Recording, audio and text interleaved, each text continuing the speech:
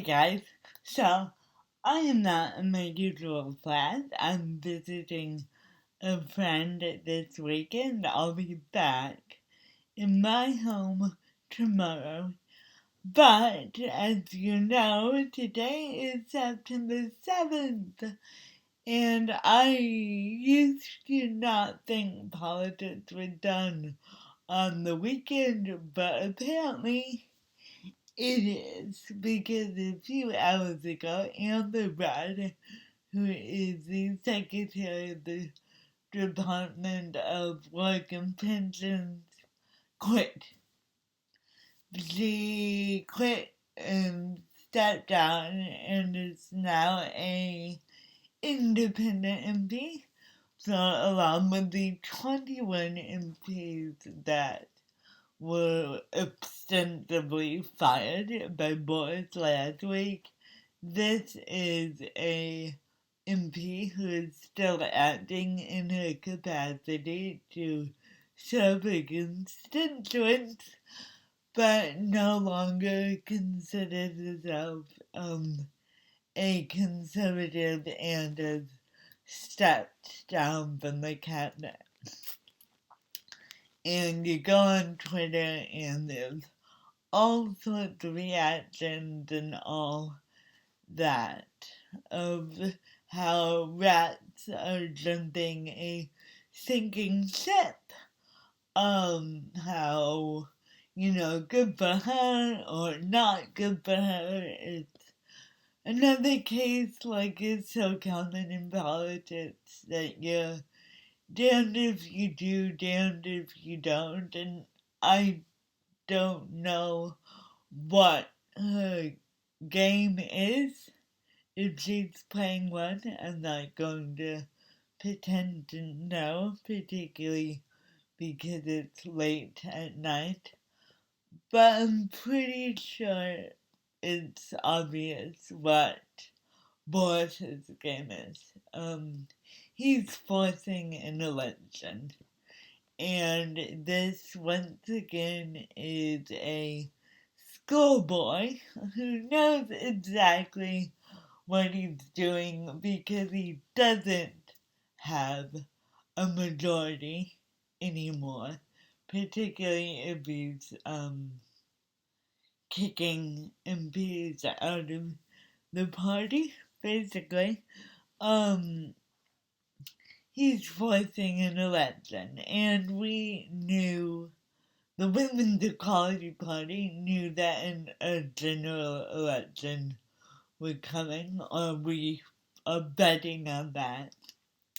Hence why we've had selected 5 amazing candidates to run against men who have questionable records when it comes to violence against women. But this is really one man or a couple of men just doing anything to get their way. And it is political. You are the most political when you don't stick to the script that everyone expects you to stick to. Keep in mind that's a playwright and a political spokesperson saying that. Politics happens when you don't behave the way people expect. And on top of that, as I said a few days ago, when people don't play the game according to tradition, that's when politics really blows up. And we're watching that with Boris right now, basically either forcing an election or forcing a no deal. And it feels like they have all the rule books and hold all the cards. They being those in power, they being people like Boris. And I just want to say they don't. They really don't. And I am talking to you on the left and on the right who don't always line up with the elected officials in power, who want to see change happen now, who believe a better world is possible. It is.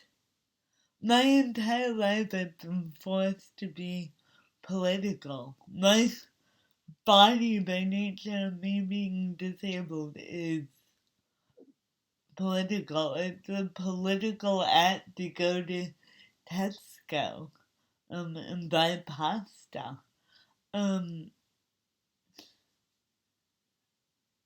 Good, whatever good is, always can have tricks up its sleeve. Um, and I know how big you were thinking good means no Brexit. Maybe. I believe that. But maybe not. No one holds all the cards ever. No one has all the tricks up their sleeve. No one is really in power 100%. And the second that they are in power, they are at their weakest. Um, and so for some of you, Amber Red quitting feels like hope. And for others of you, it's just how low can boys go. But we can take action. We can be as innocent as doves and as wise as serpents. We have smarts and we can force change to happen politically and as activists and as human beings just living our lives. I wouldn't be where I am today if I didn't know that and hadn't seen it over and over and over. And so don't lose hope. Don't think that we are all on a sinking ship just because the rats are escaping. Don't think tonight that all is lost. It's gonna be tough, and it always is. But no one ever holds all the cards. I promise you.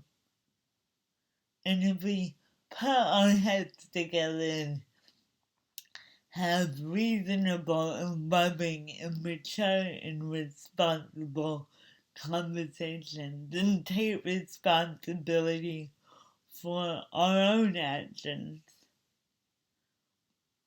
the world can be made right again. I think so. That's all I've got. You, whoever you are watching this, you are loved, you are precious, and you contain multitudes. Bye for now.